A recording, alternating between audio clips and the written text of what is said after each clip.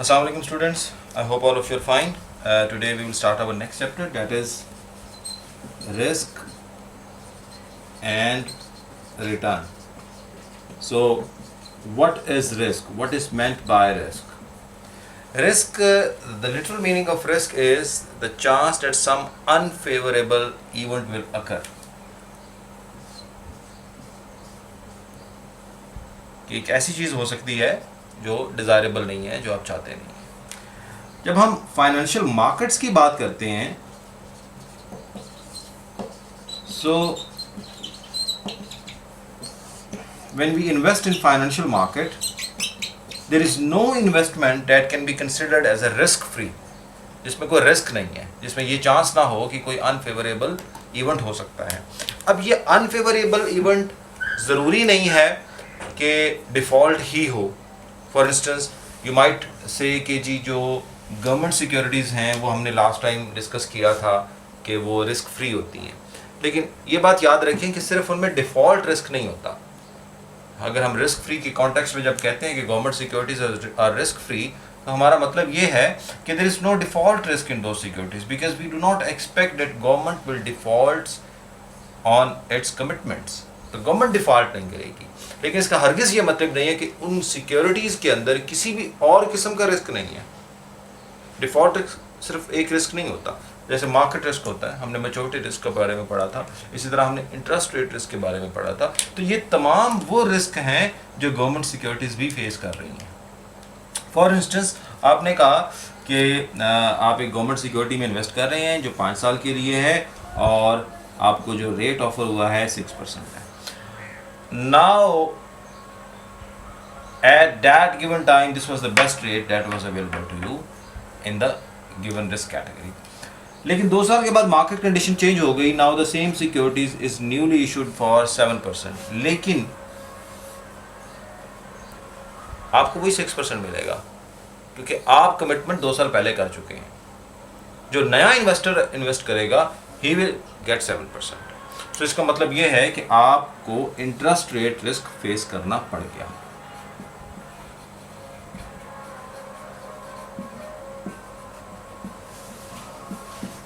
और इस चेंज की वजह से अगर आप अपनी सिक्योरिटी को करंट टाइम पे लिक्विडेट करते हैं तो वो मार्केट वैल्यू पे लिक्विडेट होगी, that will be less than its original value. क्यों? क्योंकि अब इस सिक्योरिटी का रेट कम है, मार्केट में रेट ज़्यादा है।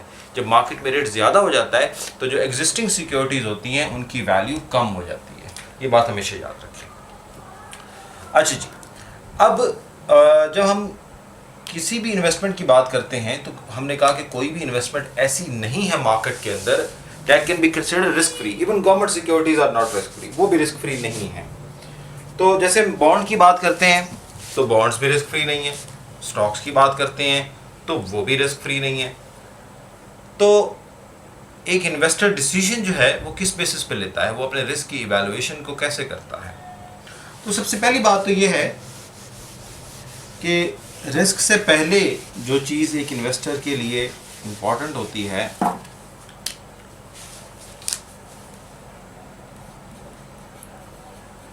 that is expected return,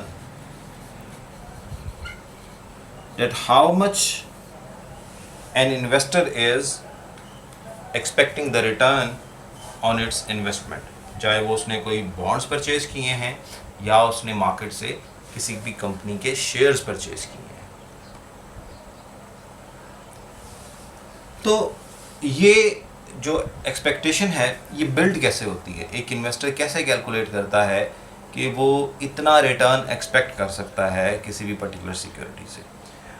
तो इस एक्सपेक्टेशन को बिल्ड करने के या ये एक्सपेक्टेड रिटर्न कैलकुलेट करने के 2 पॉसिबल वेज हैं। Number 1 is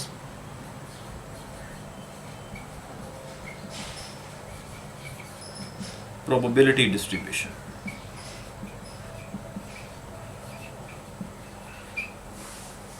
and number 2 is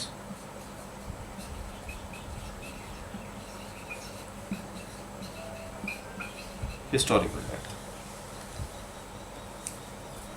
So first of all we will talk about probability distribution. So what is meant by probability distributions?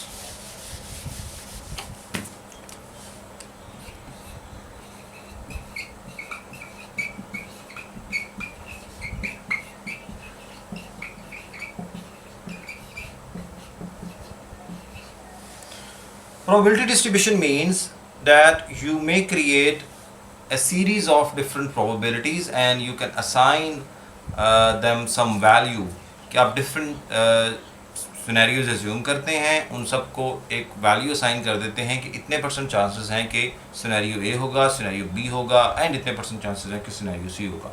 Let's suppose हम assume करते हैं कि इकोनॉमी जो है वो एक बहुत ही स्ट्रॉन्ग फॉर्म के अंदर होगी। अगर इकोनॉमी स्ट्रॉन्ग फॉर्म में होगी तो ऑब्वियसली मार्केट बूस्ट करेगी, स्टॉक मार्केट में ट्रेडिंग ज़्यादा होगी। स्टॉक मार्केट में जब ट्रेडिंग ज़्यादा होगी तो तमाम सिक्योरिटीज़ जो हैं उनकी प्राइसेस एक्सपेक्टेड हैं कि वो ऊपर जाएंगी, और ऑब्वियसली जब उनकी प्राइसेस ऊपर जाएंगी तो जो in existing share holders market में हैं उनकी शेयर की प्राइस बढ़ेगी तो उनका रिटर्न भी बढ़ेगा। दूसरा सिनेरियो ये हो सकता है कि हम ये अज्यूम कर लें कि मार्केट एक नॉर्मल सिचुएशन के अंदर रहेगी, कोई अबनॉर्मल रिटर्न नहीं होंगे, अबनॉर्मल प्राइस हाइक नहीं आएगा, और सिमिलरली कोई अबनॉर्मल डाउनफॉल नहीं आएगा किसी भी स्टॉक में की प्राइस के अंदर। तो मार्केट अपनी नॉर्मल पेस पे चल रही है, अगर प्राइसेस में इंक्रीज आ रहा है तो दैट इज़ वेरी ग्रेजुअल, तो एक नॉर्मल सा रिटर्न जो है वो इन्वेस्टर्स को मिल जाता है। थर्ड सिचुएशन ये है कि इकोनॉमी वीक फॉर्म में ऑपरेट करती है। जब इकोनॉमी वीक फॉर्म में ऑपरेट करती है इसका मतलब है कि people do not have money to invest, या वो अपनी इन्वेस्टमेंट अगर उनके पास मनी होती भी है तो वो उसको होल्ड कर लेते हैं, वो उसको मार्केट में लाते नहीं हैं, उस पैसे को उसको इन्वेस्ट नहीं करते हैं। जैसा कि आजकल हो रहा है कि जिन लोगों के पास पैसा है, क्योंकि कोविड-19 की वजह से एक सिचुएशन बड़ी अनसर्टेन है, तो people are not bringing their investment into the market. तो ये भी एक सिनेरियो है जो वीक फॉर्म ऑफ इकोनॉमी है। अब इस वीक फॉर्म ऑफ इकोनॉमी में क्या होता है कि फिर जब क्योंकि इन्वेस्टमेंट नहीं आ रही होती तो लोगों जो ट्रेडिंग है वो स्टॉप हो जाती है, स्टॉप नहीं होती तो बहुत स्लो डाउन हो जाती है, जो एग्जिस्टिंग शेयर्स हैं उनकी प्राइसेस गिरना शुरू हो जाती हैं, और रिजल्टेंटली जो मार्केट में जिन लोगों ने अपना शेयर्स परचेज किए हुए हैं उनके पास जो होल्डिंग्स होती हैं शेयर्स की, उनकी वैल्यू कम हो जाती है। तो ये 3 डिफरेंट सिनेरियोज हैं, हमने इनको नाम दिया कि एक सिनेरियो है strong form of economy, number 2 is normal form of economy, and the third form is weak form of economy.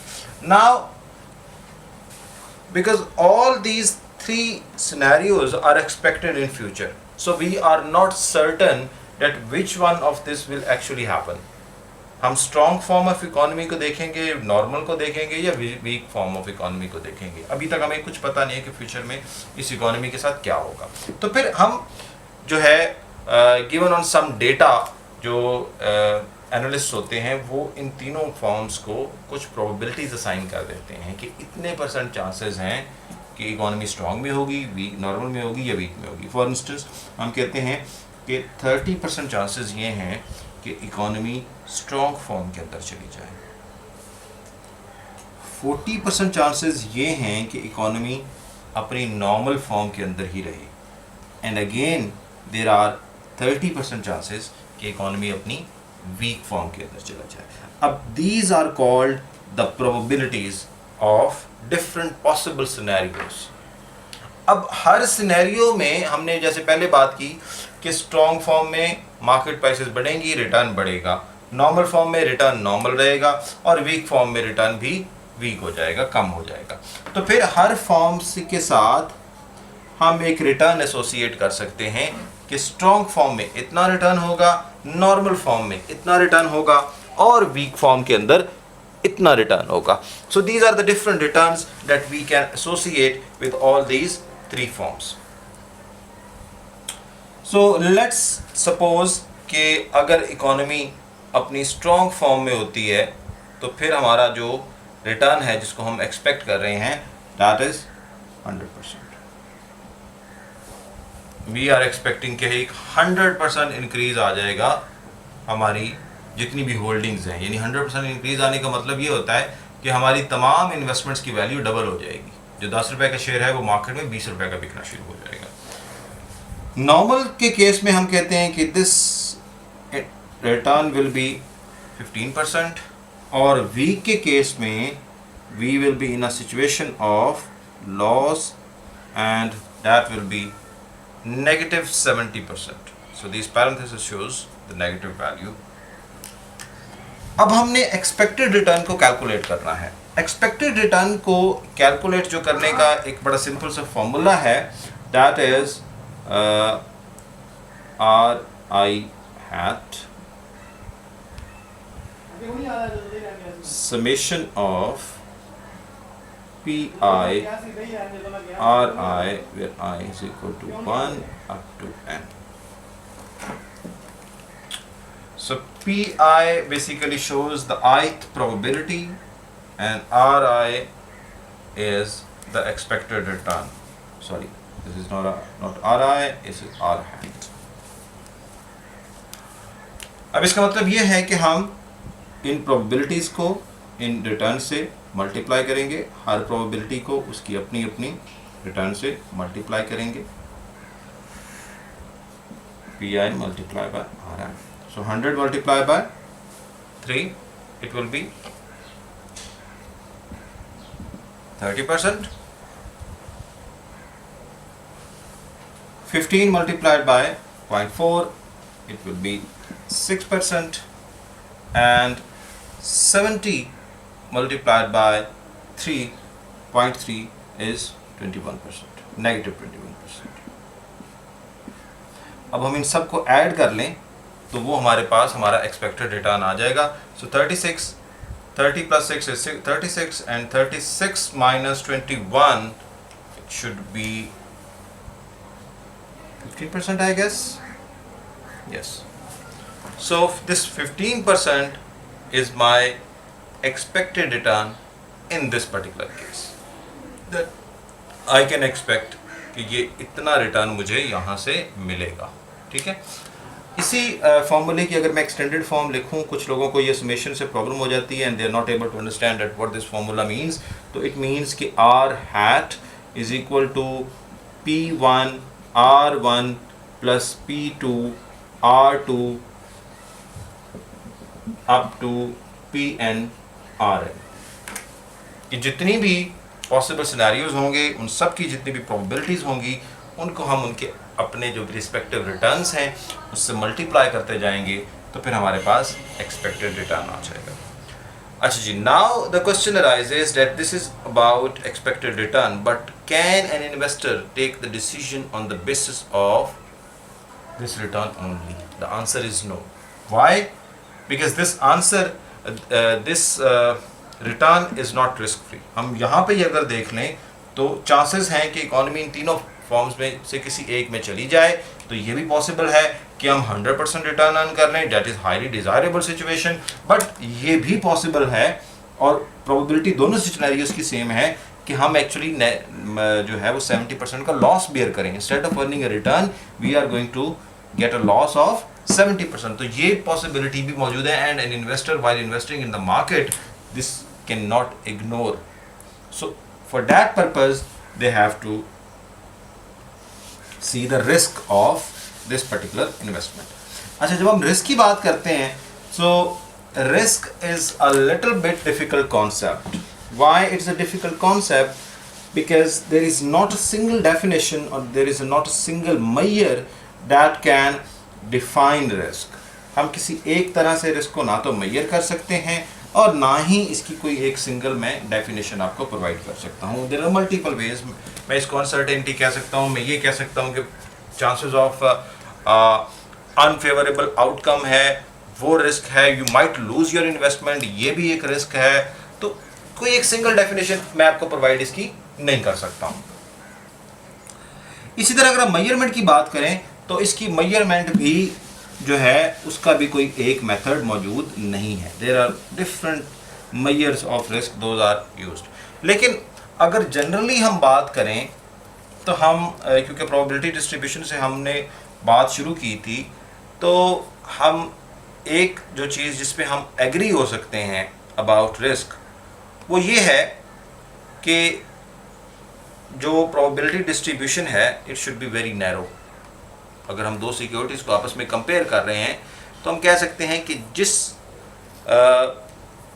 Option की प्रोबेबिलिटी डिस्ट्रीब्यूशन जो है उसके एक्सपेक्टेड रिटर्न्स की वो नैरो होगी, वो ज़्यादा टाइटर होगी, उस इंस्ट्रूमेंट का या उस पर्टिकुलर इन्वेस्टमेंट का जो रिस्क है वो उतना ही स्मॉल होगा.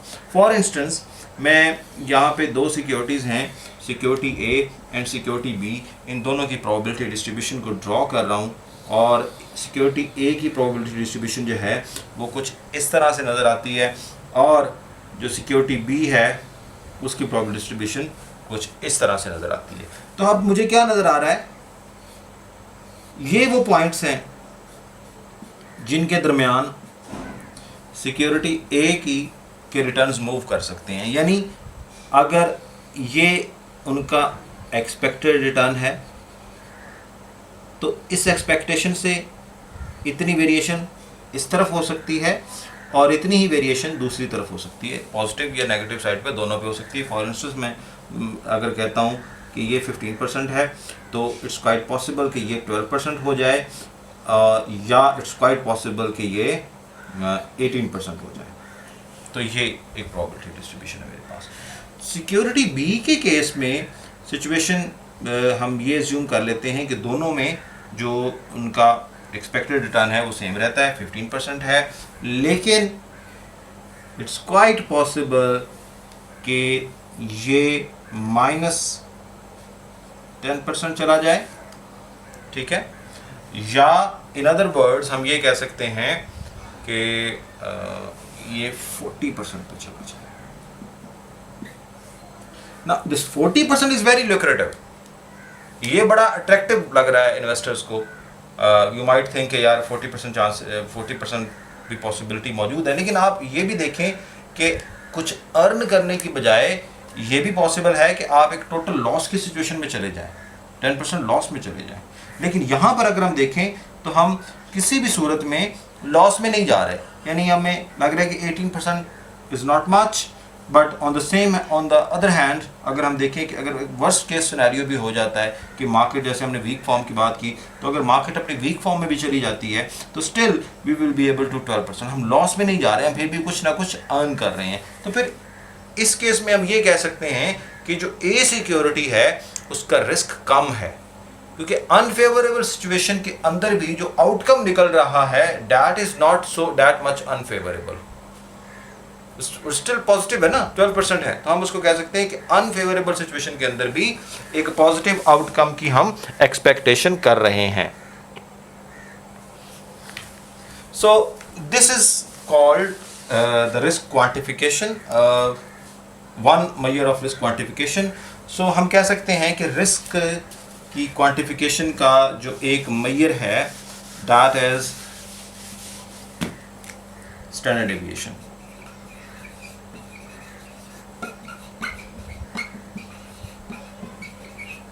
ठीक है जी, इसको हम सिग्मा से डिनोट करते हैं, ये साइन है सिग्मा का, ठीक है। और अगर मैं इसको फॉर्मूला की सूरत में लिखूं तो basically this is equal to summation of P I R sorry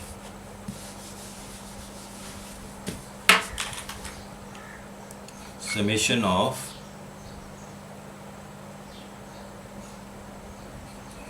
P I into R I minus R hat square whole under. तो ये इसका एक छोटा सा फॉर्मूला है। अभी अगली वीडियो में हम इसकी डिटेल कैलकुलेशन की बात करते हैं कि स्टैंडर्ड डेविएशन को हम डिटेल में कैलकुलेट कैसे करते हैं।